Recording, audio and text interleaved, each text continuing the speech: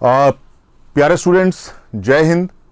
और जैसा कि मैंने आप सभी को कहा था कि 16 तारीख को मैं आपसे मुखातिब होऊंगा, आपसे मिलूंगा और आपको सेना भर्ती परीक्षा से रिलेटेड जितनी भी बातें हैं जो आपको मुझे बतानी हैं और आपको आगाह करना है वो मैं ज़रूर आपको बताऊंगा। और इसके पीछे जो बैकग्राउंड है, 15 तारीख को मेरी मीटिंग थी। हम इसको एक अनऑफिशियल मीटिंग कह सकते हैं, एक सीनियर अधिकारी के साथ जो कि इन चीज़ों में डील करते हैं, और उनसे जो मेरी बातचीत हुई उसी के हवाले से मैं आपको कुछ एक बातें कहना चाह रहा हूं। और यहां पर जब आप ये सारी बातें सुने जाने तो एक बात तो ख्याल रखें कि मैं अपना फर्ज इस बात को लेकर निभा रहा हूं कि आप तक सही वक्त रहते सही जानकारी पहुंचे, ताकि आप अपनी तैयारी को एक बेहतरीन धार दे सकें। अगर मैं जानकारी होने पर, बातचीत होने पर और जो जानकारी मिलती है उसके उपरांत आपको बताता हूं कि ये होने वाला है या वो नहीं होने वाला है या ऐसा हो सकता है, वो मैं नहीं कह रहा हूं। वो ऐसा चीजें जो जानकारी प्राप्त हुई है उसके मद्देनजर आपको कह रहा हूं। और आज मैं कुछ और बातें जो उनसे जो मेरी बातचीत हुई है और उन्होंने मुझे क्या क्या रास्ते बताए, समझाए, जो कि स्वयं इस विभाग में काम करते हैं, उन्होंने मुझे क्या क्या रास्ते बताए वो मैं आपसे साझा करूंगा, ताकि मेरे जैसे व्यक्तियों का भी रोल खत्म हो जाए। यहां पर आप हम पे निर्भर ही ना हो। आज जब मैंने कुछ दिन उपरांत आपसे एक बात साझा करी कि आप लोग ये तैयारी भी शुरू कर दें, दौड़ की तैयारी भी शुरू कर दें, तो बच्चों की प्रतिक्रिया भी और साथ ही साथ वे लोग जिनका इस पूरे समीकरण से व्यापारिक इंटरेस्ट है, हर जगह अनवांटेड मिर्ची लग गई। आप देखिए, समझिए, कोई भी व्यक्ति क्यों चाहेगा कि उसका व्यापार खराब हो, खत्म हो, और ऐसे चीज में वो कई बार सच को छुपा जाते हैं। मैंने कई लोगों को सुना, कोई अपने चैनल को बढ़ावा देने के लिए मेरी क्लिपिंग को इस्तेमाल कर रहा है, कोई आके कह रहा है कि ऐसा कभी हुआ ही नहीं है, ऐसा कभी हो नहीं सकता। आप ये समझिए, तो मुझे ये बता दिया जाए कि ऐसा कब हुआ है कि भर्ती परीक्षा एक बार नहीं, 2 बार नहीं, 3 बार नहीं, 4 बार निरस्त हो रही हो, और जिसमें कोविड का रीजन दिया जा रहा है जबकि बाकी परीक्षाएं हो रही हैं। तो ऐसा नहीं हुआ, ये बेमानी है, पहली बात। दूसरी बात, एक और सीनियर अधिकारी कहते हैं कि रेट्रोस्पेक्टिव जो चीजें, जो भूतकाल में जो चीजें जिस टर्म्स एंड कंडीशन पे हुई हैं, उन टर्म्स एंड कंडीशन को हम बदल नहीं सकते भविष्य में भी। बिल्कुल सही बात है, I totally agree with that, कि जिस टर्म्स एंड कंडीशन पे, अगर हम आपकी टर्म्स एंड कंडीशन की बात करते हैं, तो जो आपके रिक्रूटमेंट का एडवर्टीजमेंट था उसमें जो टर्म्स एंड कंडीशन थी, अब जो एग्जाम होता है या आपकी भर्ती होती है तो वो टर्म्स एंड कंडीशन ही लागू रहेंगी।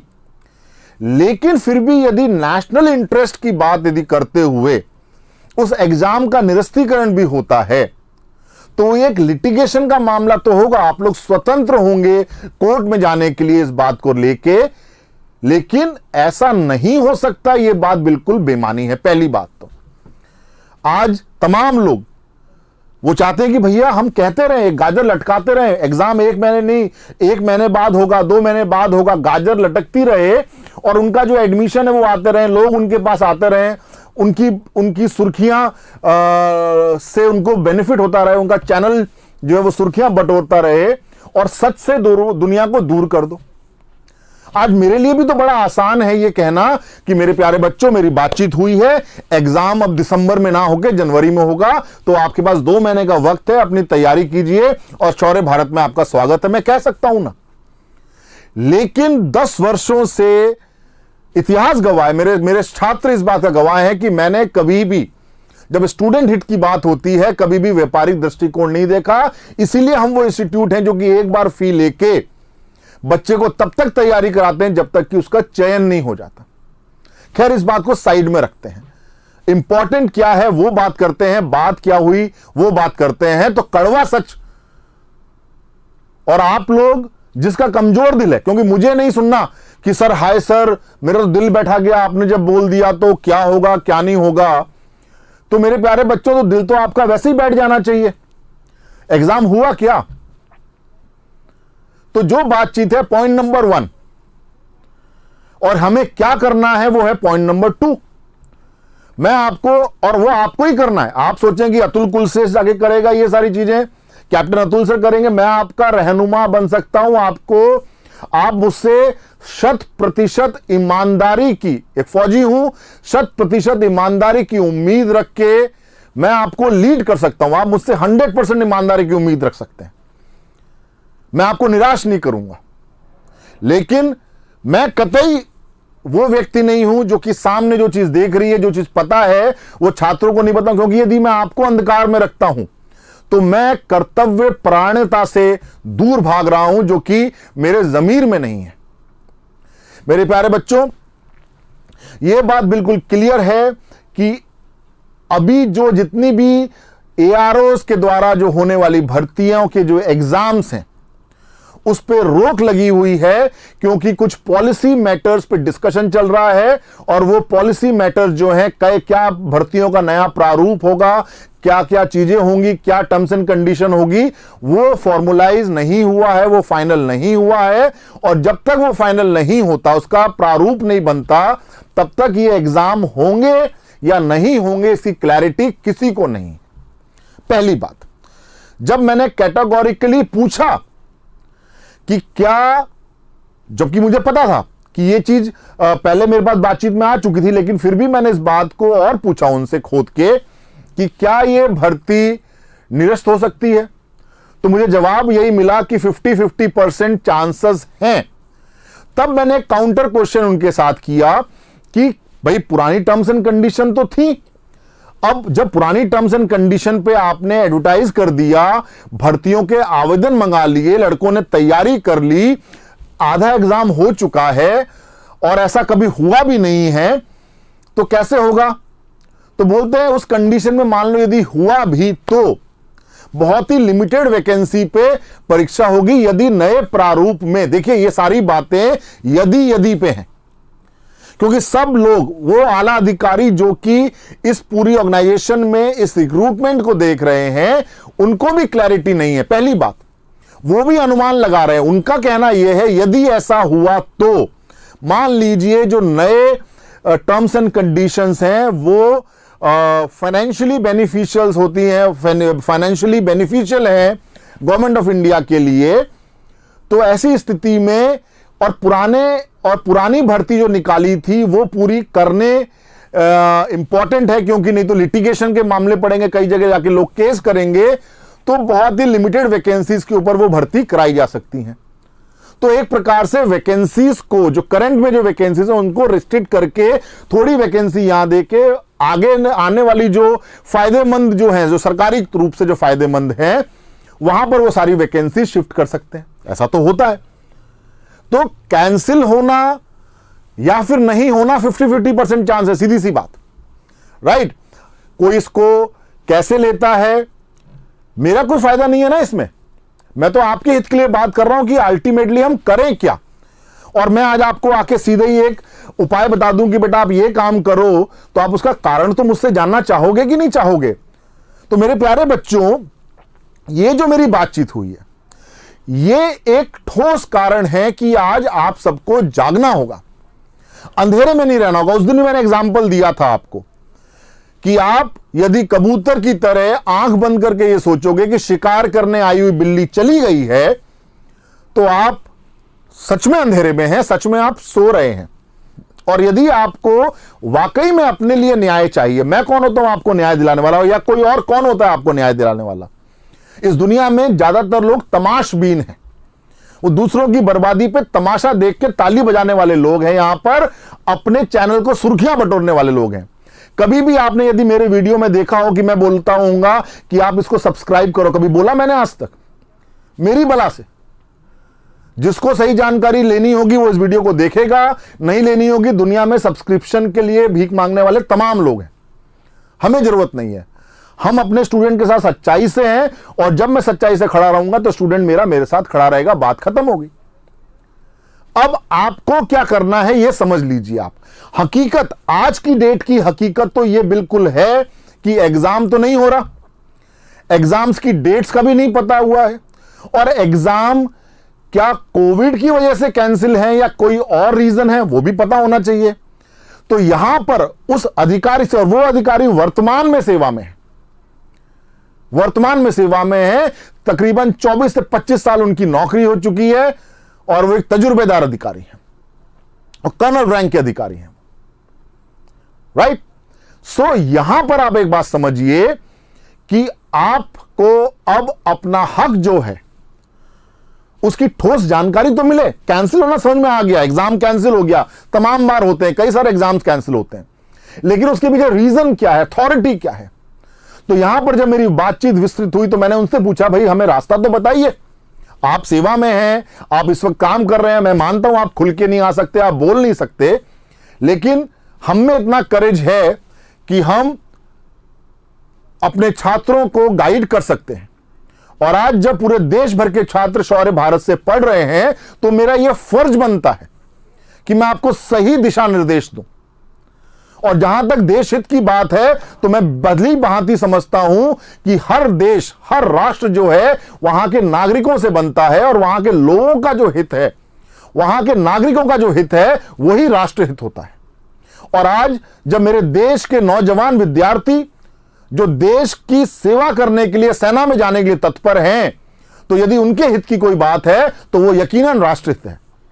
आज उन्होंने मुझे बताया, जब मैंने उनसे पूछा, एक प्रशिक्षु के रूप में मैंने उनसे पूछा, तो आप ही बताइए सर कि हमको, हमारे स्टूडेंट्स को क्या करना चाहिए।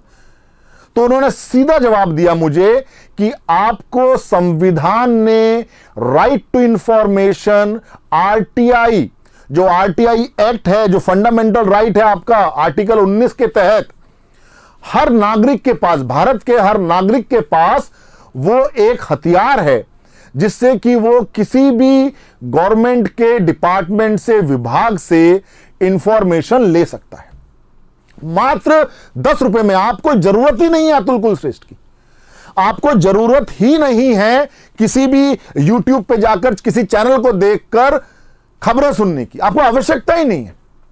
आप केवल 10 रुपए खर्च करके वो सारी जानकारी ले सकते हैं जिसके लिए आप दर दर भटक रहे हैं, जिसके लिए आप इधर उधर पूछ रहे हैं। और यहां पर ध्यान रहे, मैंने बड़ी स्टडी करी जब उन्होंने मुझे बताया। इसके बाद ये 30 दिन के अंदर अंदर एक पब्लिक इंफॉर्मेशन अधिकारी का यह फर्ज होता है कि वो आरटीआई पर आपको जवाब दे। एक राइट टू इंफॉर्मेशन जो आरटीआई है, आप बाय हैंड भी दे सकते हैं, ऑफलाइन तरीका भी है और उसका ऑनलाइन तरीका भी है। और आप यूट्यूब पे डालें कि आरटीआई कैसे दाखिल करते हैं, आरटीआई कैसे देते हैं, तमाम सारे वीडियोस मिल जाएंगे। लेकिन फिलहाल मैं आपको आज बता देता हूं कि करना क्या है आपको, राइट।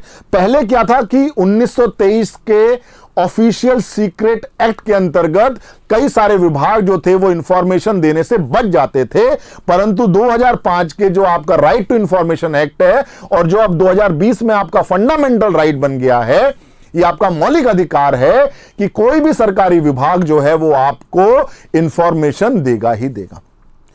ऑनलाइन का भी मैं तरीका समझा दूंगा आपको, ऑफलाइन भी। आप एक पन्ने में आप अपने संबंधित एआरओ, एरिया रिक्रूटिंग ऑफिस में जाके एरिया डायरेक्टर रिक्रूटिंग को आप पता लिखकर बाय पोस्ट दे सकते हैं, आप बाय हैंड जाके दे सकते हैं। और जब आप बाय हैंड दें तो रिसीविंग जरूर लें।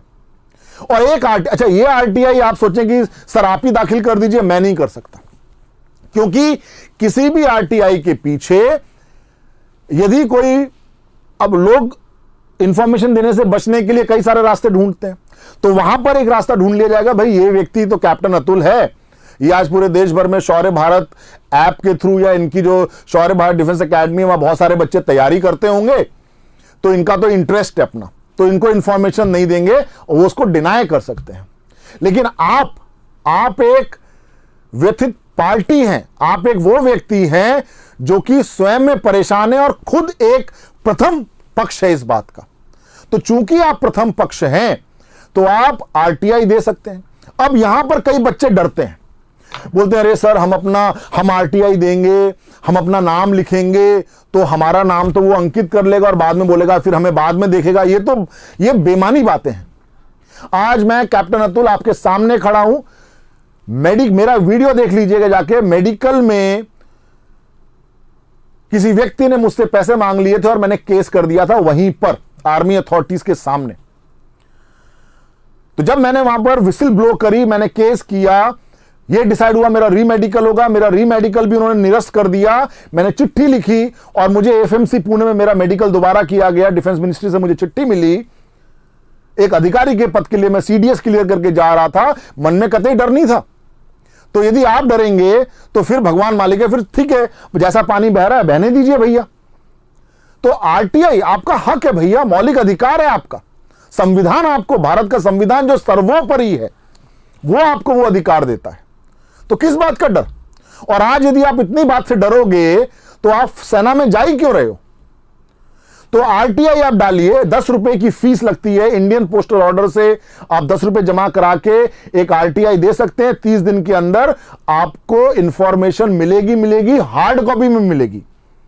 आपको 2 सवाल पूछने हैं और बड़ा सिंपल। हमेशा जब भी आरटीआई लिखते हैं तो राम कहानी नहीं गाते, अपना रोना नहीं रोते कि मैं दुखी हूं, मैं परेशान हूं, मैं इतने दिनों से एग्जाम। सीधी सी बात है, मेरी भर्ती फलानी एआरओ के अंतर्गत होने वाली भर्ती जो कि इस माह में हुई थी, इसका परीक्षा स्थगित होती जा रही है। तो हमें कृपा करें। पॉइंट नंबर 1, किस अथॉरिटी या फिर नोटिस या फिर लेटर के अंतर्गत सेना मुख्यालय या फिर संबंधित कार्यालय, आप रिपीट कर करके देखते रहिएगा जो मैं शब्द बोल रहा हूं, सेना मुख्यालय का रिक्रूटिंग डायरेक्टरेट या संबंधित कार्यालय भर्ती परीक्षा को बार बार निरस्त कर पोस्टपोन किए जा रहा है। नंबर 1, यह आपका अधिकार है। दूसरा, यह जो भर्ती थी, फला तारीख को जो भर्ती रैली आयोजित हुई थी, इसमें विभिन्न पदों की संख्या, वैकेंसीज क्या थी, यह भी पता होना चाहिए। नंबर 3, इस रैली जो ये रैली हुई थी, इसकी भर्ती परीक्षा पुनः कब हो, इसकी भर्ती परीक्षा कब होगी?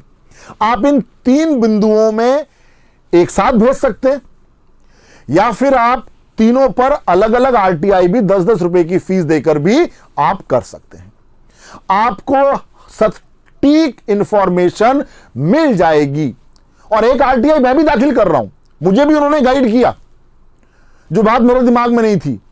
हर सरकारी विभाग का एक दायित्व होता है कि वो पर्सनल इंफॉर्मेशन ऑफिसर नियुक्त करे और पर्सनल इंफॉर्मेशन ऑफिसर की नियुक्ति तथा उसका नंबर अपनी वेबसाइट पर भी डाले। और दुर्भाग्य से सेना की वेबसाइट पर या किसी एयरफोर्स की वेबसाइट पर, नेवी की वेबसाइट पर यह पर्सनल इंफॉर्मेशन ऑफिसर के कोई डिटेल्स नहीं है, ना तो एआरओ में है। और यही कारण है ना, आप एआरओ जाते हैं, एआरओ के गेट पे गेट बंद रखते हैं, आपको अंदर जाने की अनुमति नहीं है। एक गेट कीपर आपको जो गेट पे ड्यूटी दे रहा है संतरी, वो आपको वापस कर देता है, बोलता है जो भी है वो नोटिस देख लो। आपका हक है पर्सनल इंफॉर्मेशन ऑफिसर से मिलना और जो भी आपको जानकारी चाहिए वो लेना। और किसी भी सरकारी विभाग का यह फर्ज है कि इस नंबर को, इस व्यक्ति से जब बात हो सके, इस नंबर को अपनी वेबसाइट पे डालना। तो ये जो आरटीआई है, ये मैं खुद दाखिल करूंगा क्योंकि यहां पर मैं कर सकता हूं, ये चीज मैं कर सकता हूं। लेकिन चूंकि आपके एग्जाम से संबंधित जो आपको तिथियां चाहिए, चूंकि आप ही प्रथम पक्ष हैं, तो आप उसको जरूर करें। मैं आपको बताना चाहूंगा और इसमें लिखें seeking information under RTI act 2005, जो आपका लिफाफा है उस पर लिखें आप आरटीआई एक्ट 2005 के अंतर्गत जानकारी हेतु, यह लिख के उस लिफाफे को आप दें। कड़वा सच है कि परीक्षाएं नहीं हो रही हैं, निराशा का वातावरण है। यहां पर आशा की किरण आपको स्वयं जलानी है, कोई नहीं आएगा। दुनिया तो यहां पर सच्चाई को नकारने बैठी हुई है। पता नहीं अभी कितने लोग मेरे इस वीडियो के ऊपर वीडियो बना बना के भेजेंगे अभी, राइट। तो आप उनसे बोलिए सर, तो यहां पर सुर्खियां मत बटोरिए, आप चलिए ना हमारे आगे। अरे मैं तो खुद उनके पीछे चलने को तैयार हूं, राइट। मुझे कोई अगुवाई करने का शौक नहीं है। और मैं हमेशा से जब कोई चीज पुख्ता होती है, सुनिश्चित होती है, मैं संबंधित लोगों से बात कर लेता हूं, तब जाके मैं आपके हित को ध्यान में रखते हुए उस चीज को साझा करता हूं आपसे, राइट। मेरा आपकी परीक्षा हो, आज अगर परीक्षा टाइम पे हो गई होती तो कसम परेड अगले 2-3 महीने में हो जाती। दूसरी बात, कई बच्चों के दिमाग में एक और चिंता है कि हम ओवर एज हो जाएंगे। जो एग्जाम दे चुके हैं वो चीज उनकी इंटैक्ट रहेगी। ये भी मेरी क्लैरिटी से बात हुई, मैंने पूछा उनसे, बोलते नहीं ऐसा कुछ नहीं है। लेकिन सेना में आने वाले लेंथ ऑफ सर्विस कितनी बचेगी व्यक्ति की, अगर वो इस ज्यादा एज में घुसता है तो कितनी रेजिडुअल सर्विस बनेगी, इन सबके मद्देनजर कई सारी प्रॉब्लम्स आएंगी। तो सारी बातें, तो वो बच्चे घबराएं ना। परीक्षा यदि होगी तो आपकी एज पे कोई नुकसान आपको नहीं होगा। लेकिन जो बच्चे उस रैली में रह गए, अगली रैली का वेट कर रहे हैं, और अगली रैली के चक्कर में अगर वो ओवर एज हो जाते हैं तो वो है ही है, क्योंकि वो तो पार्टिसिपेट ही नहीं कर पाए, रैली हुई नहीं। तो आप अपने हक की लड़ाई स्वयं लड़ें और इंफॉर्मेशन लें। यहां पर मैं आपको बता दूं, आरटीआई ऑनलाइन 10 रुपए की फीस जमा करिए, आरटीआई डालिए, हिंदी इंग्लिश किसी भी भाषा में लिख सकते हैं, सिंपल है।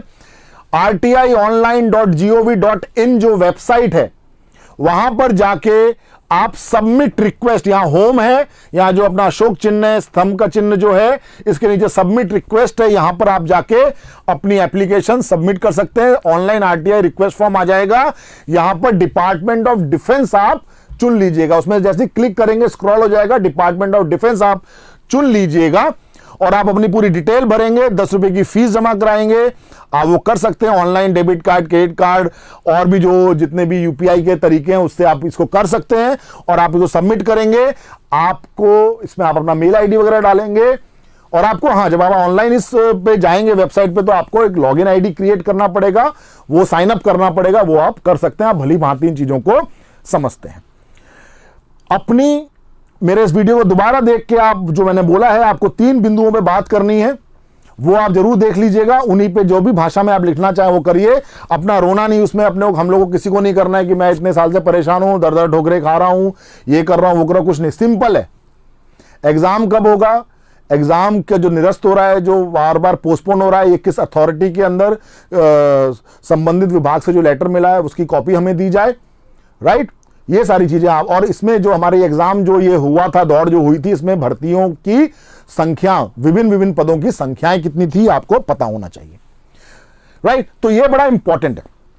दूसरी बात, आप ये करें, जिस किसी को भी इससे संबंधित और जानकारी चाहिए, आप अपना फोन नंबर कमेंट बॉक्स में छोड़ सकते हैं। मेरी टीम आपके हित के लिए आपसे बात करेगी और जो भी हमसे बन पड़ेगा हम आपको इसमें मदद करेंगे। हमारा केवल एक ही उद्देश्य है कि आपकी परीक्षा हो, समय पे हो और आप अपने उज्जवल भविष्य की तरफ आगे बढ़ें।